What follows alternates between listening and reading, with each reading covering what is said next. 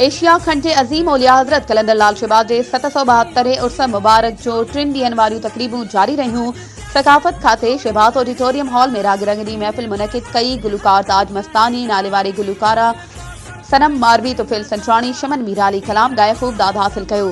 दिन ते अदबी कॉन्फ्रेंस दौरान मीर हाजन मीर जे किताब सेवण ते काहूं ऐं हमला किताब जी महूरत पिण कई वई। सेवण मेला ग्राउंड सेवण में सिंध जी रिवायती ज़ोर आज़माई वारी रांदि मल्ह जे मुक़ाबलनि जो सिलसिलो बि जारी रहियो।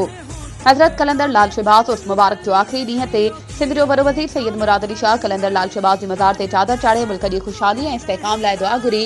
मीडिया सां ॻाल्हाईंदे चयो त उर्स मुबारक के सिलसिले में इख्तितामी तकरीब पे आया हूँ। हज़रत लाल शहबाज़ कलंदर को चादर चढ़ाई है और ये दुआ मांगी है कि इस मुल्क को अपने अल्लाह ताला अपने हिफ्ज़-ओ-मान में रखें। जो तकालीफ हैं इस मुल्क को ख़ास तौर पे दहशत गर्दी के हवाले से माशी तकलीफ़ें हैं और सियासी जो इंस्टेबिलिटी है उसके लिए अल्लाह ताला हुक्मरानों को ताकत दे कि इन मसाइल से जो आवाम को दरपेश है उनसे छुटकारा हासिल किया जाए।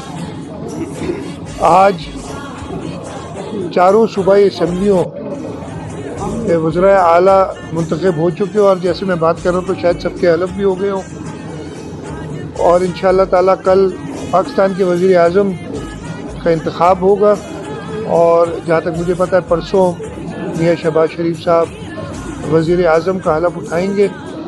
तो अल्लाह ताला से यही दुआ है यहाँ कलंदर की मज़ार पे खड़े हुए कि जो नेक अज़ाइम सबके उनमें सबको कामयाब करे।